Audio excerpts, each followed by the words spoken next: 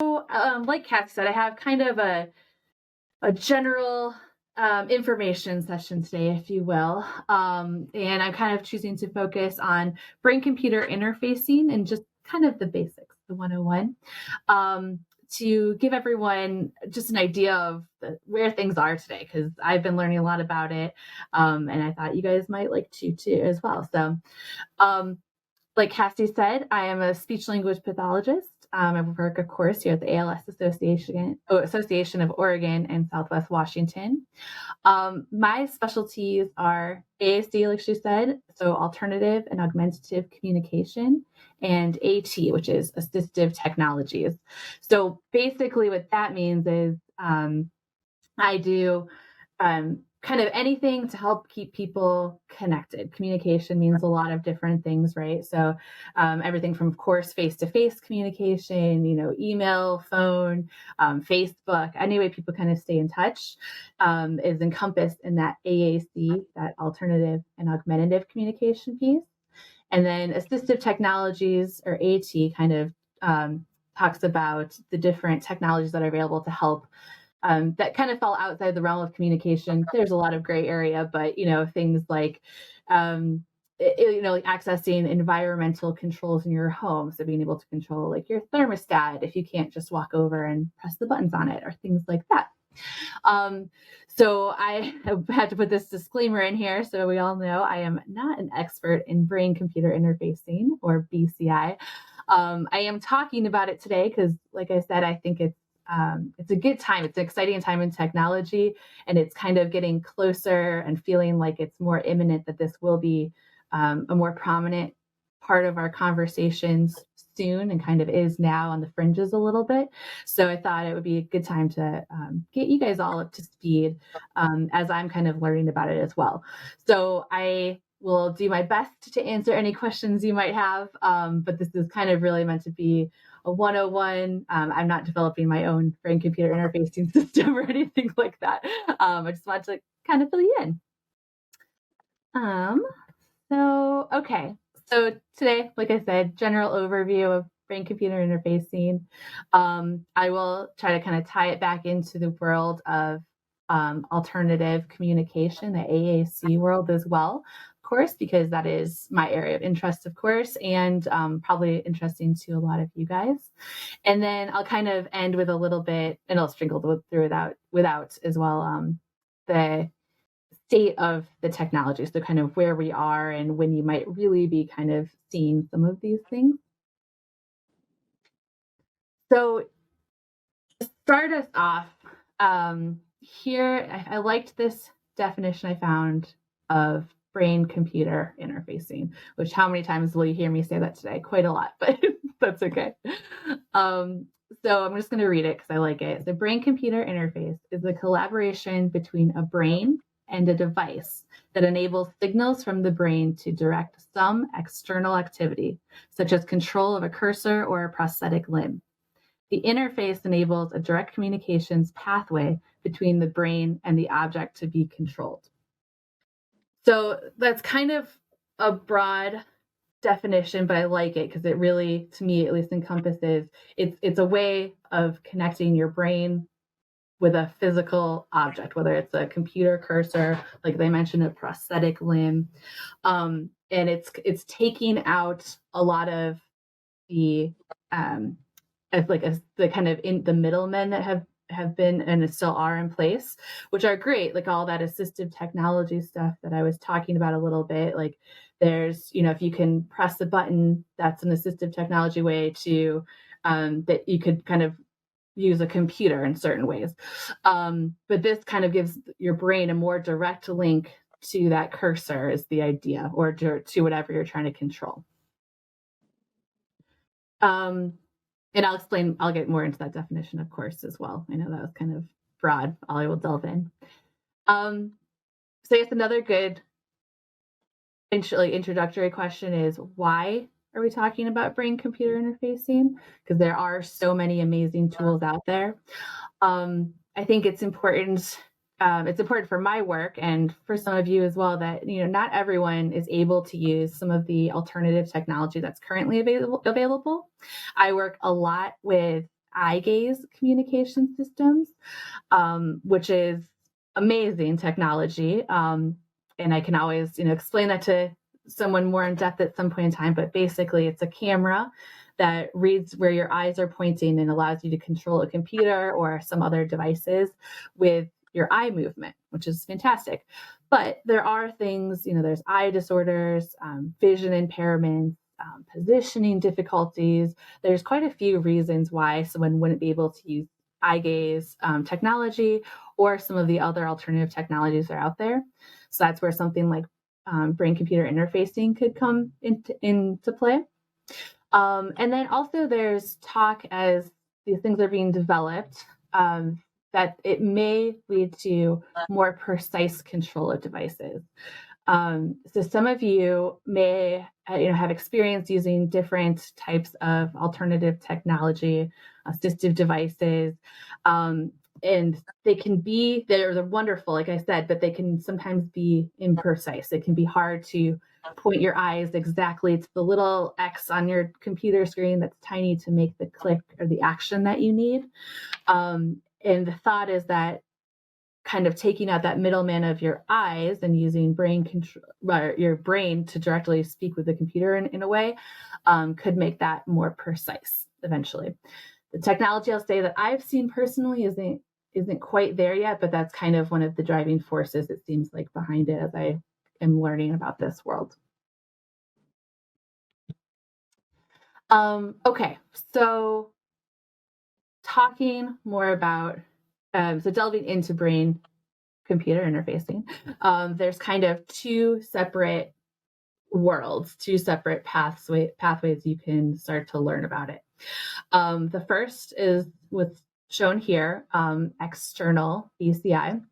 And it can look a lot of different ways. A lot of different companies are working on external options.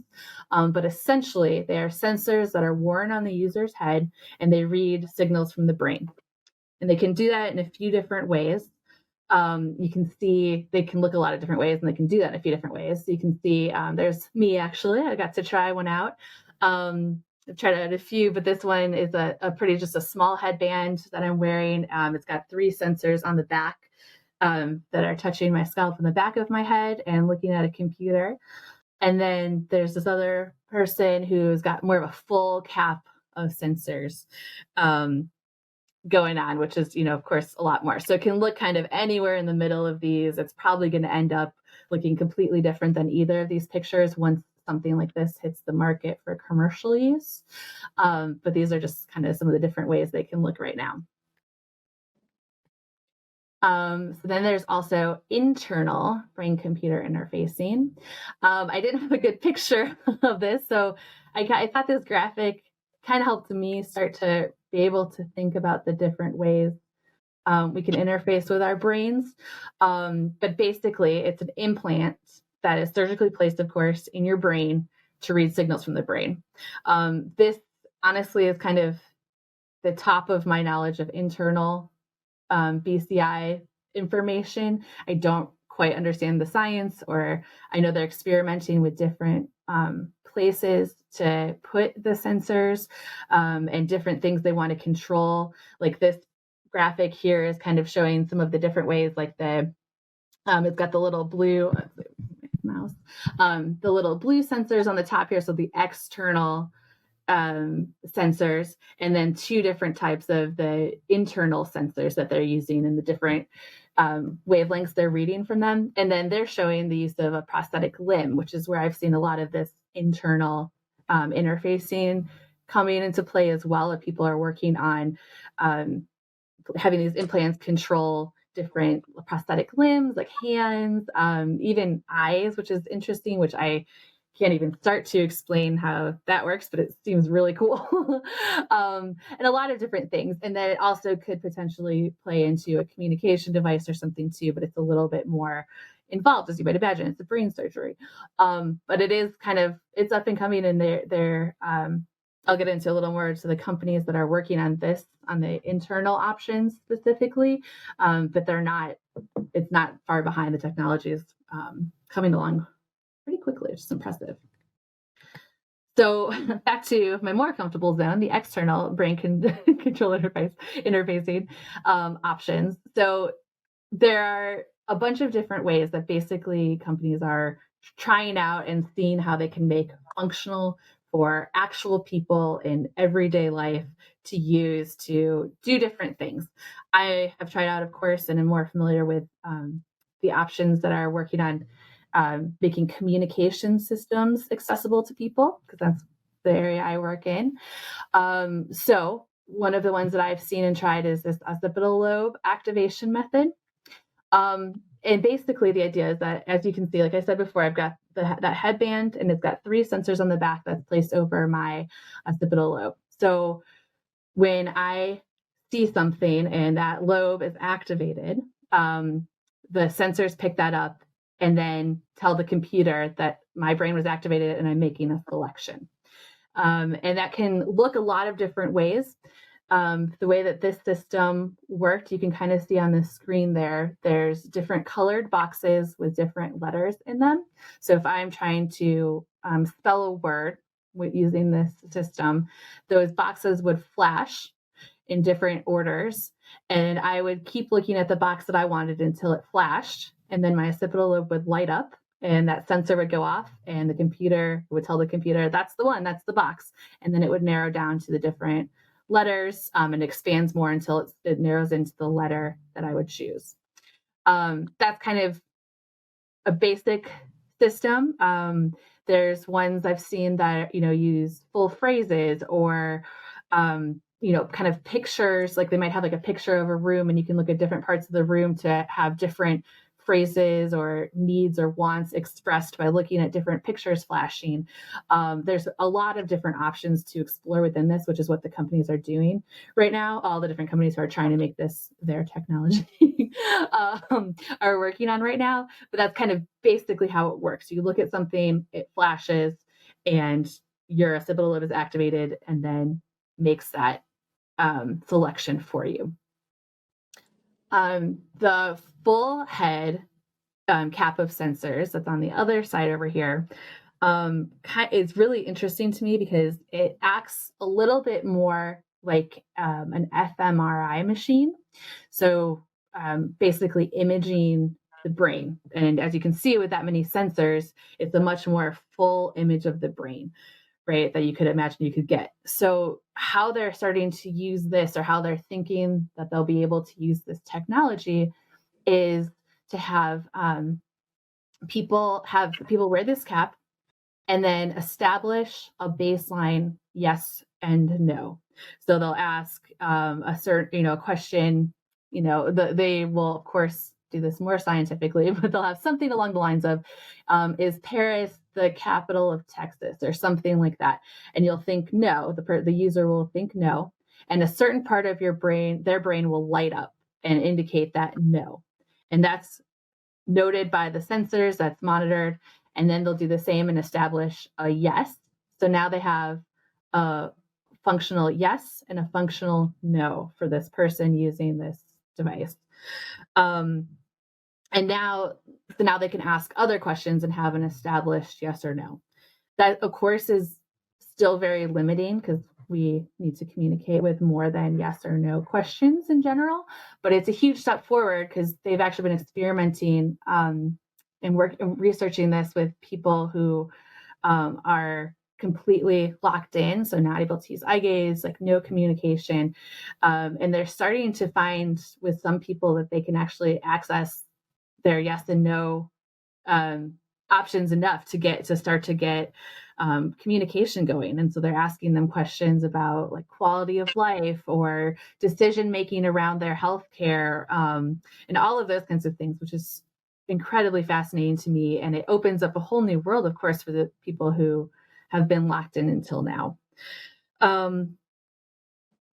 Yeah, and they're working on this. Like you guys might have heard of the studies that they're doing to make our dreams into pictures, which is a whole other world of things that I don't fully understand, but it sounds like it bleeds a lot into this fMRI communication brain-computer interfacing technology, because we can start to read people's brains more easily and more financially available to people. It's still not inexpensive, but it's getting less expensive than a full fMRI machine, at a hospital or something, making it more accessible for us to learn and communicate with people who have really not been able to at all before. Super fascinating. So that kind of brings me back around to my job and why I've been trying to dig into this whole world a little bit more. So brain-computer interfacing and alternative and augmentative communication. As I kind of mentioned, it could really open communication devices and systems for more people. It could give us another option for people who just can't make other assistive technologies work. It's just another choice, which is fantastic. I always want more of those for people. There are several companies and institutions, like there's OHSU has a group working on this kind of thing, different companies working on this. And I was really pleasantly surprised to see how many companies who are communication focused are working on this right now.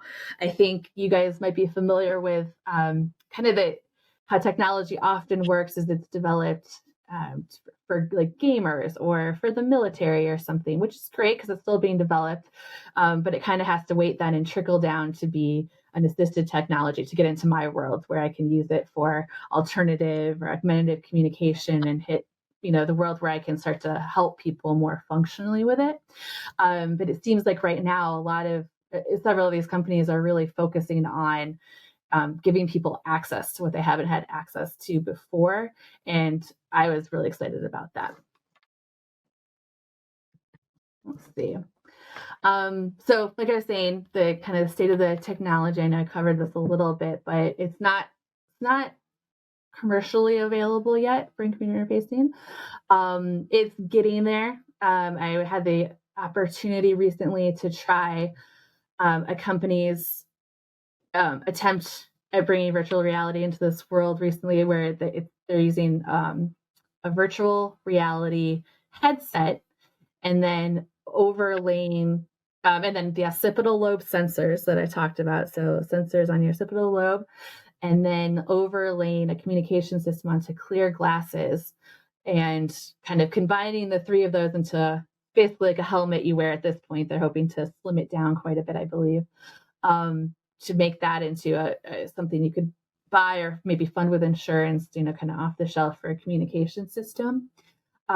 It's not, they definitely have some kinks to work out, but it feels like, like one of those things any day now it's going to be ready for use, which is really exciting. They like one of their, some of their concerns are right now that it still requires their headset requires head and neck movement, which of course not everyone is able to do. So they want to make it fully brain computer functional, I guess, like computer without that necessary movement at all.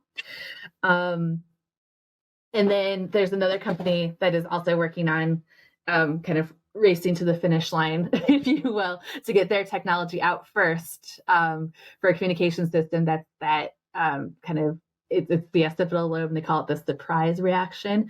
So they're working on flashing lights going across a keyboard for right now. So it's really basic. It's just a keyboard and a screen, but they're making it so that flashing that turns on the sensors in your occipital lobe will go across each key, and they're kind of getting close with something like that. That would look more like something like a typical eye gaze system you guys might have seen in our community, where you have a computer that is probably mounted somewhere, so you have to be able to look at the screen, and then the person wears a headband, like I was in that picture before. Some of the concerns have been really interesting for me to learn about too. And it makes sense when you think about, any kind of technology, there's always concerns for safety and security, but I hadn't even thought of what about somebody being able to hack your brain or something? And it sounds like I know, here's some laughter. Yeah. And which doesn't seem like right now with the external brain computer interfacing systems I've been exploring that's a real concern. But with some of the internal options, as those become more available to people, it's something we probably need to think about and consider. And because you're putting basically a computer chip in your brain, which is so futuristic sounding, it's crazy that we're talking about it being, relatively close to happening, but interesting. Yeah, I think that's a lot of kind of the things that I've been learning about. There's so much more. So I'm happy. I think we've got some, hopefully, some questions for you guys. I just want to give you that overview and kind of chat through like the state of things right now because it's changing so rapidly. It feels like just yesterday I learned the basics of eye gaze, and I'm still learning stuff about that every day, I feel. And now there's this whole new thing that's like right on the horizon. So I want to give you guys a heads up about that. I think I will stop.